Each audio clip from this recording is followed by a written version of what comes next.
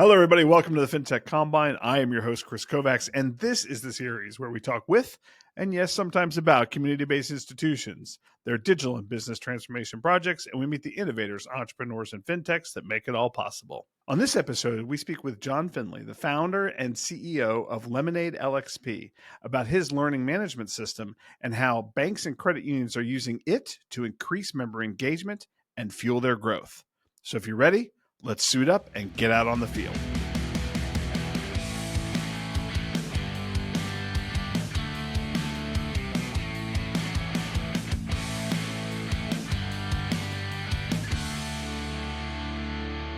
Hey, John, welcome to the show. I'm super excited to have you on. Why don't you start by telling us a little bit about yourself and about Lemonade LXP? Absolutely. Well, thanks for having me on the show, Kris. Really appreciate it. So a little background on me, lifelong entrepreneur. I'm on my fourth business. In 1999, I started a company called Launchfire. We were the first guys doing digital gamification. So we built microsites with games and contests to educate consumers and get them to buy stuff. And it was the educate piece that kind of led us to where we are. In 2005, the Tylenol brand, we were building a promotion to promote their new rapid release pill. The sales manager played the promotional game and said, "What a cool way to educate. Can you morph this into an e-learning program for our sales staff?" So we did it. Turned out to be the top training program they'd ever run. As a result of that, we got written up in some training publications, but our promotions business was doing well, so we did everything we could to ignore that business. But despite our utter neglect and our worst marketing efforts, we kept getting a trickle of customers. So fast forward to 2015, we're working with MBNA on their college campus promotion. They get bought by TD, and the VP of marketing becomes the head of digital for TD USA. And he calls us and says, "You know what the problem is? Not enough of our customers are using our online and mobile banking. What can you guys do?" And since they knew us as a promo shop, the first thing we said was, don't run a promotion, because that reaches a national audience, most of whom aren't your customers and don't care about your tech. But the folks who aren't using it, where are they? They're coming into your branches and they're calling your contact centers. So we were like, why don't you just get your frontline to promote it to them? And he laughed and said, our staff aren't mandated to bank with us, which we've since learned is the case at most financial institutions. Mm-hmm. So we thought about it and we're like, well, if your staff don't bank with you, then they don't use your tech. And if they don't use your tech, how in the world can they talk to customers about it? And so every person that comes into your branch or calls your contact center is an opportunity to convert someone. Hey, I'm here to deposit a check. Well, I could say, what account do you want to put it in? But a better answer is, well, let me show you how easy that would have been to do using your mobile device, right? But if you don't know how to use the tech, you're not making that suggestion. So every conversion opportunity is lost. So we said, you have a training problem, and we happen to do this game-based training off the back of the truck. Do you want to try a pilot? They said, sure. We rolled it out to 500 frontline staff. We increased digital product recommendations by 91%. And then they said, we want to roll this out to the whole company. And we were like, because we hadn't built a scalable platform. So we asked for a little time, because by that time we realized every financial institution in the United States had this problem. That's right. So that's why we built Lemonade LXP. There's two sides to it. Learning experience for driving digital fluency in the frontline staff. Digital adoption platform for customers. That's what we brought to market at the end of 2018, very end. So we had about 14 months in market before COVID hit. During that time frame, I think we were able to muster 9 customers. Mm-hmm. And then it was 18 months of pulling my hair out, which is why I look like this. And then from Q2 2021 to now, we've gone from that 9 to about 100 financial institutions. So that is the story of Lemonade LXP. So what kind of effect does that have on the credit union's bottom line when they get, or bank, when they get the customers and members to make the switch to using the digital services? How does that help the credit union or the bank meet their goals? Well, I think the main thing is that these financial institutions are making a heavy investment in technology. Mm-hmm. And that technology is meant to drive some operational efficiencies as well as improve the member or customer experience. But if folks don't adopt the technology, then you're not maximizing the ROI. One banker told us this, that when a customer comes into their bank and deposits a check, a physical check, the cost was around a little under $10 to deposit that check. On a mobile device, it's a fraction of a penny. Right. So that's one example of how much financial efficiency digital capabilities are driving for financial institutions, let alone all of the different opportunities that those digital capabilities bring. For example, changing or shifting your branch from transactional to advisory, where you can now start to sell other services. Improving your member or customer experience so they don't have to inconvenience themselves and come into a branch every time they got to do a simple financial transaction, let alone all of the processing costs and all that. So the impact is broad and widespread.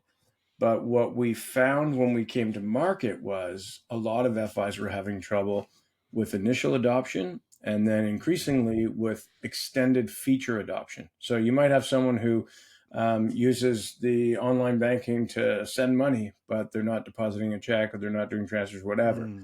So it was not just driving that initial adoption, but also raising awareness of all the other capabilities within the digital suite. And all of those things bring ROI and efficiencies. How do you deliver that kind of information to the members? What does that look like? So on the member side, so when we brought it to market, there was the learning experience platform for driving fluency amongst frontline staff. And then we have the fastest tool in the world for creating walkthroughs of any software or app. So you could take those walkthroughs and you could put them on a branded, searchable, WCAG compliance member-facing hub. So if a member had any questions about how to do a transaction digitally, they could visit this hub and it would give them a step-by-step walkthrough. So that was one thing that's sort of helping with the support requests. But then there's also using it for driving awareness of all of the digital capabilities and driving more feature adoption. So here's an example. Some of our FIs would use, we call this tool the Digital Academy. So it's like a hub and it's got walkthroughs. So they would use this, they would send it to a new member who joined the credit union. So introducing them, welcoming them to the credit union, but introducing them to their digital capabilities from day one. So it's like, it might be 20 walkthroughs of the most common transactions they're likely to do in the first 30 days being with the credit union. So it's ushering them into those digital capabilities right from the get-go to try to form that habit from the beginning. Because once you get into a habit of one thing, it's kind of hard to change the way people do things. So if they become habitual branch visitors, it might be harder to get them to use digital. But if you introduce digital right from the get-go, you can find that conversion. So I think there's a bunch of different, and then of course you can pipe these walkthroughs into your product pages, your landing pages. Your contact center agents can use them to help customers when they call in. So there's a lot of different use cases for that digital academy. What's the typical engagement process look like for a credit union? They reach out to you, say, John, I'm super interested in what you're doing. How soon can they have something in their customers or members' hands, or employees if they're using the employee-facing side? How quickly can they get something in their hands and out there in use? Yep. So we've morphed a little bit since we brought it to market. I'll tell you that story in a minute, but I'm going to ask you your question first. So you give us a URL because it's cloud-based. So we just have to decide. So let's say it's learning.creditunion.com, whatever the credit union name is. You give us your URL. 48 hours later, you have an instance ready. That instance doesn't necessarily have any content, but you have two solutions for content. First, we have a content exchange. It's like a library of ready-made content specifically for banks and credit unions. And it's got content you can download into your instance, and it's free for any Lemonade customer. There's no additional cost for the content. And it's got your compliance training, universal teller, diversity, equity, inclusion. It's got fraud. It's got financial wellness, financial literacy, soft skills, cross-selling, you name it. It's got almost everything you could think of for financial institutions. Now, in a lot of cases, FIs want to customize the training to their own offering, to their own policies and procedures, that sort of thing. So we recently rolled out a tool called Insight AI. And what that allows you to do is take your source material, so your policies, your procedures, your product information, put it into a private, secure database in virtually any format, Word docs, PDFs, slides, whatever. dump them in there, and then you write a prompt, and AI will write your training material for you in minutes. So what used to take 2 to 8 weeks takes 10 minutes. And it produces the videos that are used as well It as part of won't the produce training. the technology walkthroughs, but it'll produce game-based learning, role-play scenarios, Wow. crossword puzzles, all sorts of, like, there's, 10 or 12 different types of content it will produce. The walkthroughs, you still have to upload screenshots, but it's literally upload a screenshot and type in the guides. It's minutes. So as an entrepreneur who's got a business that, is approaching 10 years, right, in your history, how long did it take you through the application of AI to create this new feature capability for your customer? Well, the AI piece, I can't really claim anything. It's our CTO who did that. Mm-hmm. But he built the AI authoring piece in about a quarter. In about 3 months. Yeah. Wow. But he's an exceptional human. Not very many people could do that. He's the only guy in the history of his college to get 100% in the AI course. Wow. Okay. Yeah. Well, not too many humans could have done that. So the message from John is talent matters. Yeah, no kidding. He's also an owner, so that helps too. That does, yeah, obviously helps. It helps the motivation. Well, that's very cool. Have you, I'm blown away at how quickly that could happen, right? Because previously you would have had somebody developing maybe internally at the institution, developing these. Now you freed up that resource. You don't even have to have that resource in order to get started. Congratulations. You know what's crazy about that, Kris? So we had our FIs would tell us this is the process it took to create a course, a training course. So an instructional designer would meet with the subject matter expert and a compliance person and agree on a curriculum. Then the designer and the SME would go away and design the course, go back and write it, and then go back to compliance to get it approved. That process was taking anywhere from 2 to 8 weeks. And now it's ready to go to compliance in 30 minutes. That's awesome. Yeah, it's crazy. It's just crazy. So anyway, that's been a really, really big, it's a game changer, because what it means is the instructional designer can now focus on higher value things like creating learning paths to guide staff members to the new skill path that they need to move along in their careers. They can focus on really performance enhancement rather than understanding source material so they can write content. Does it also do the gamification component you mentioned? Is that part of what gets delivered? Yeah. Because from my perspective, that's been a hard part for a lot of people to conceptualize, right? How do I make a game out of compliance, right? But if this can do it, if this AI can do it from the beginning, I don't have to be quite so creative.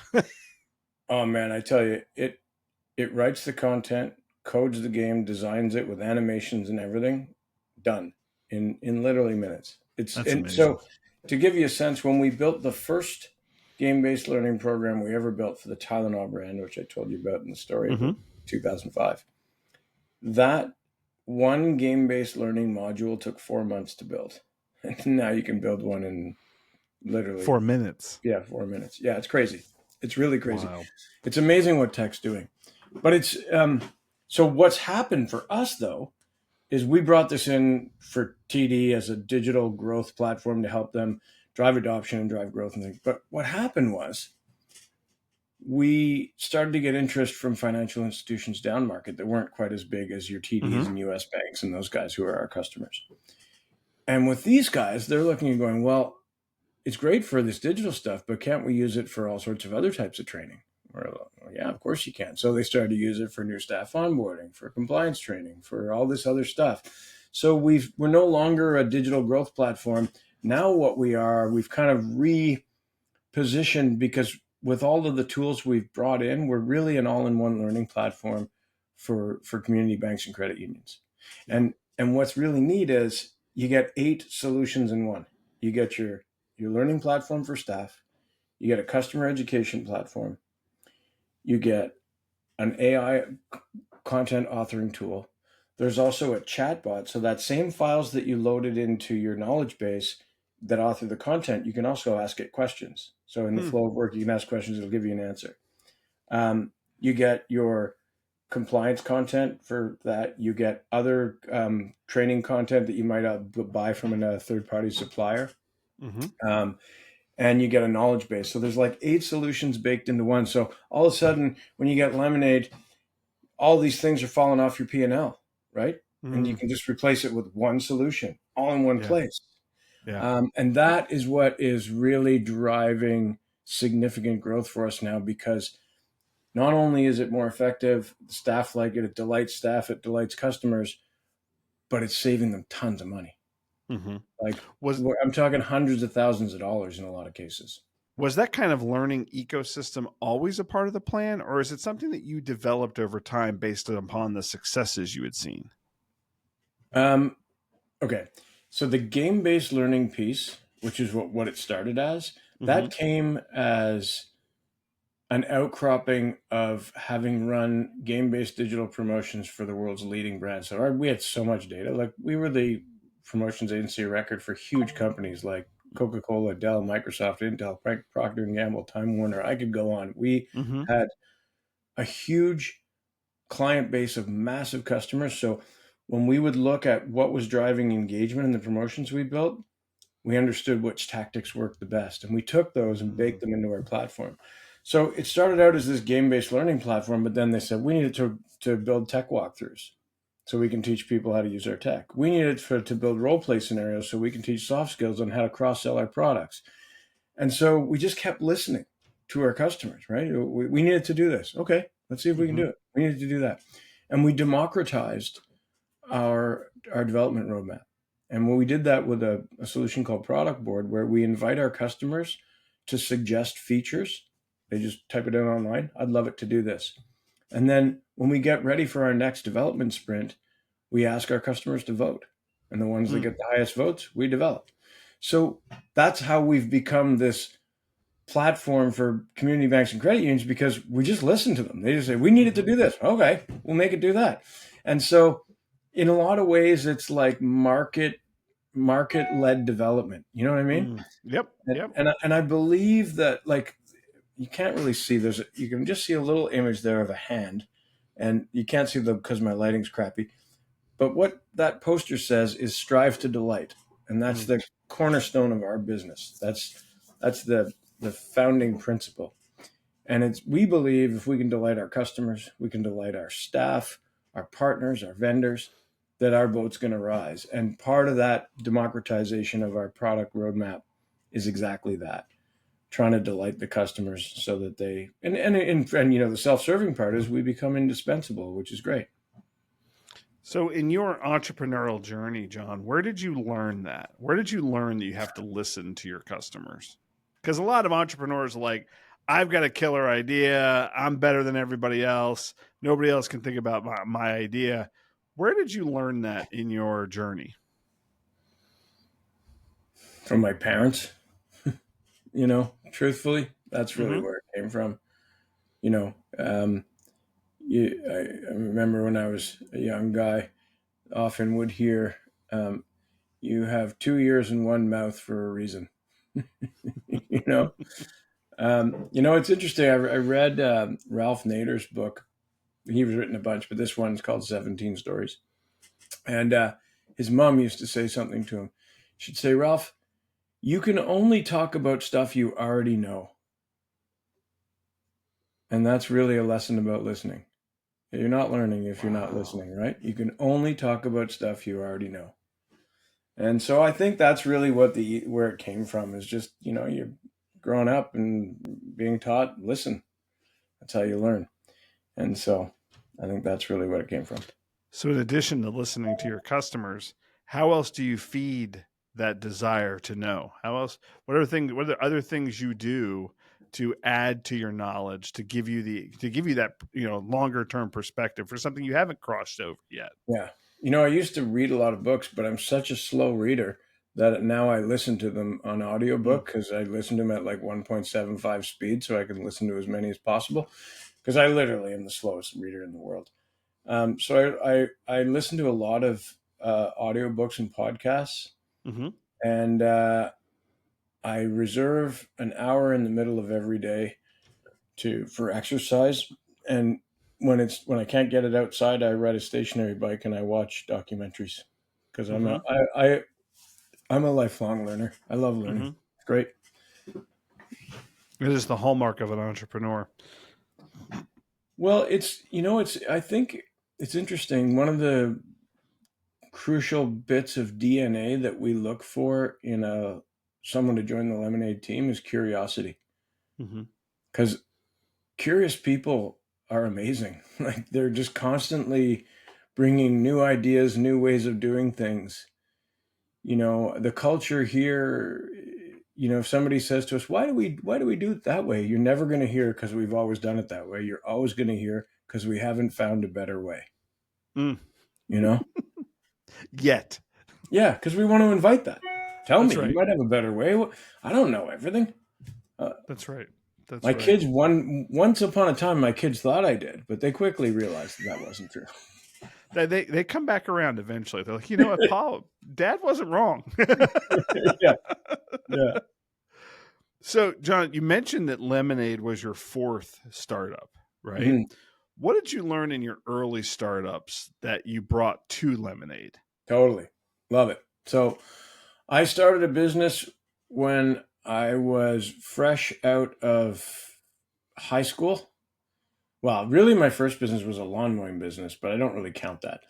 And that I learned that getting your supplies for free is really advantageous because I used my dad's lawnmower and his gas. I learned something about cost of goods sold.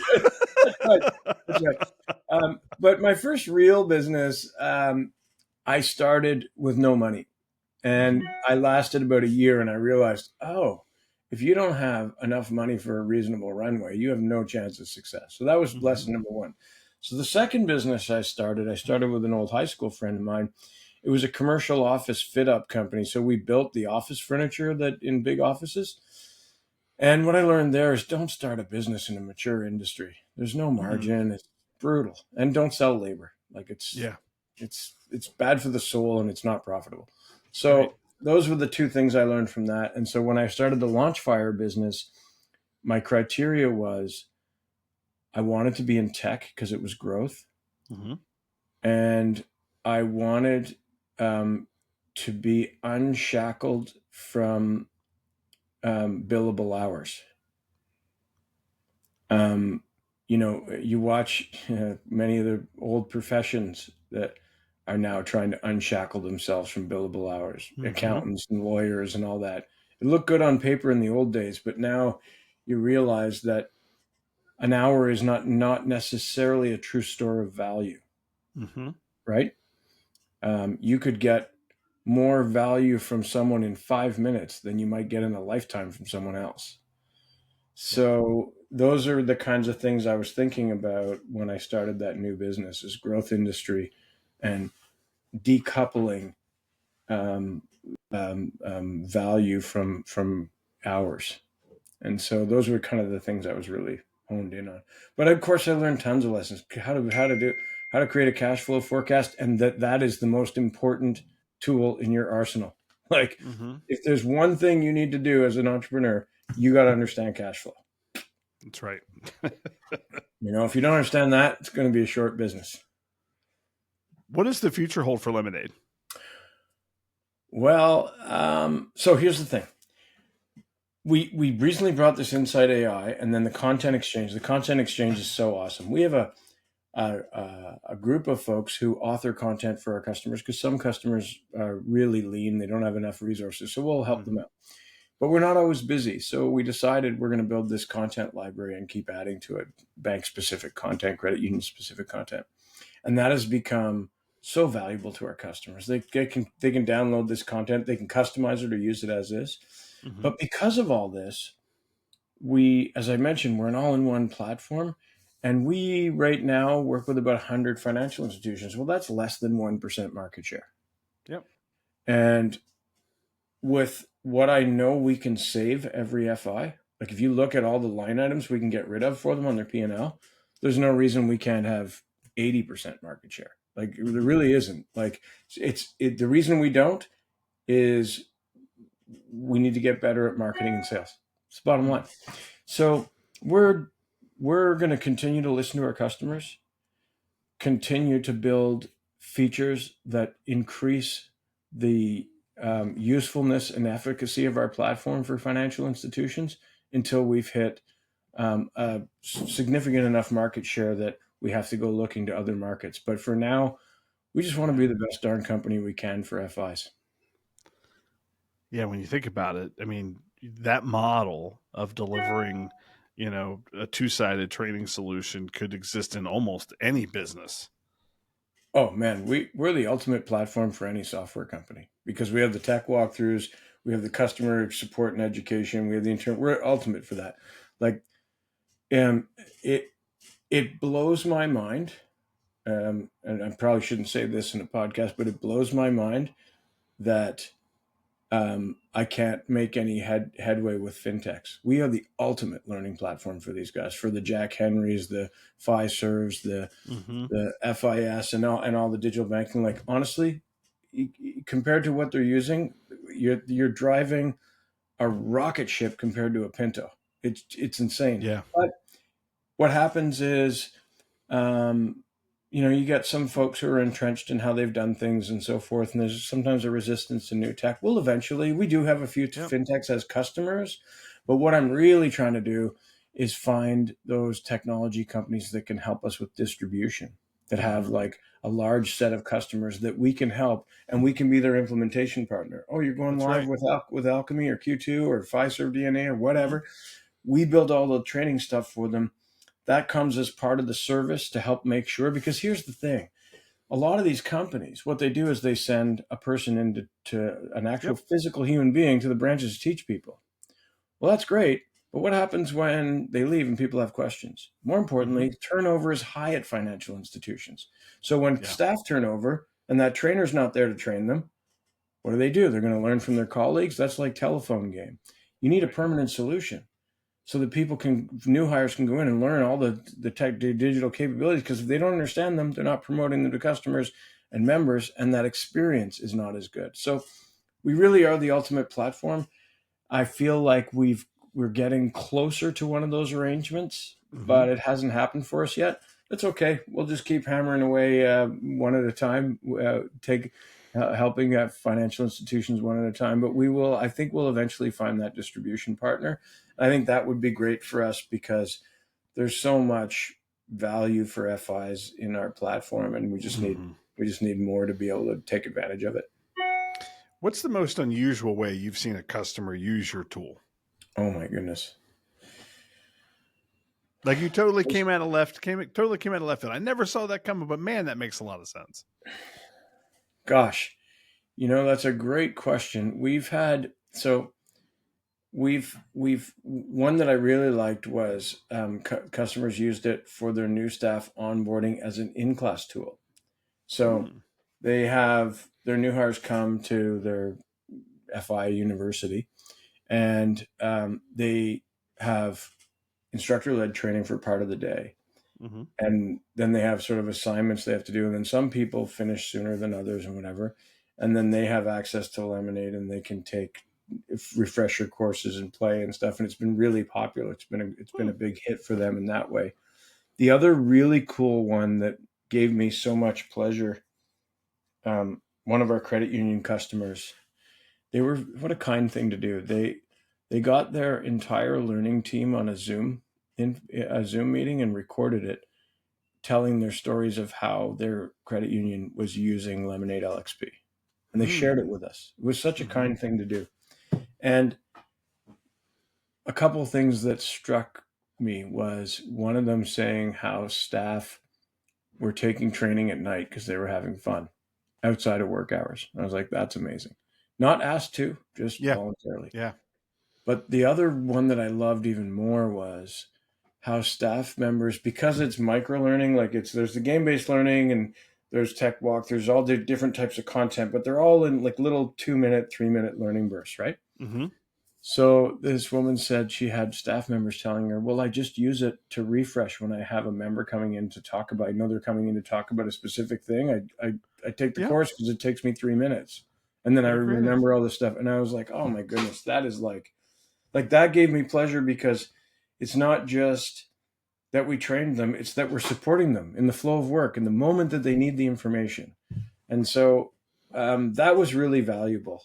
One of the things I want to say about it is there's a lot of really good people in this industry, is what I've learned. Like like that thing, sending us the video, is a super kind thing to do.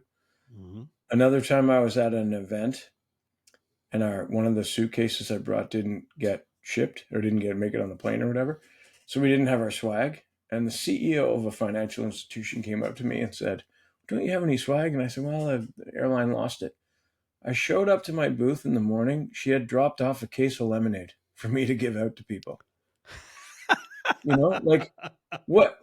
That's how kind the people are in community banks and credit unions. They're just good people. And so we've been able to learn, like it delights me to hear all the different ways they're using our platform, but it's also amazing how much they've been willing to share with us, help us learn and understand, because we came from the marketing space. We didn't know much about financial services and banking and credit unions 6 years ago when we started this thing. Right. But it was our customers and prospects and people I met at events, guys like you and all sorts of folks who've been, really gracious in sharing their knowledge. So, it's a really fun ride in this industry. That's awesome. That's awesome. John, if a credit union or a bank is interested in learning more about your service, how do they find out more about Lemonade? Well, they can go to our website, but please don't, because we're trying to update it and it's out of date and I'm embarrassed by it. We spend all of our time trying to iterate on our platform and not enough time fixing our stuff. So yeah, hello at Lemonade LXP. If you email that, we will get back to you. But we do have, we have a website and we got a YouTube channel, all that kind of stuff. And so, you by all means reach out anyway, and you can email me at jfindlay@lemonadelxp.com. That's FINDLAY. We're still small enough that I take emails and handle stuff. We're not big. There's not a lot of layers here. What does the LXP stand for? Learning Experience Platform, and it's the bane of our existence, because we're so much more than that now. But when we first brought it to market, it was Learning Experience Platform, and then it became, well, it's really being used for digital growth, so we repositioned for digital. And that, like big financial institutions, that's predominantly what they use us for, because they've got an existing learning management system, but it's not really tooled for teaching tech. So they use us really for that digital fluency and adoption piece. But down market, mid-size and smaller FIs, they're using us for the full suite, because they can knock all those things off their P&L. So the positioning thing is really interesting. In this space, it's what size of FI are you using? Then do you call them members? Do you call them customers? Like, how that, that whole thing. Oh yeah, for sure. Yeah. And then you're like, how many pieces of marketing do I have to create to appeal to all these different people? So I invented the word that my marketing team hates. It's custom-burr. Custom-burr? Yeah. They're like, the you can't do that. So we heard here for the first time, custom-burr, the combination of customer and member put together. There you go. Yeah, custom-burr. That's what I love about you. I love your sense of humor, John. Dude, I'm just trying to drive efficiencies. That's right. That's right. That's awesome. Well, listen, thank you very much for joining us today. I hope every credit union and bank comes and checks out your website and emails you, importantly, to find out more, because I think it's a fabulous service. And I think every credit union should be offering this to their members. So really appreciate you coming on the show. Oh, I'm really grateful for you having me. Thanks a lot. It's a pleasure to chat with you, as always. Every time, John. Every time. Thank you very much. You're welcome. I really do appreciate John coming on the show today. I would encourage all the banks and credit unions who watch to check out Lemonade LXP. If you like this content, please like and subscribe on your platform of choice. Thank you very much for stopping by. We will see you next time.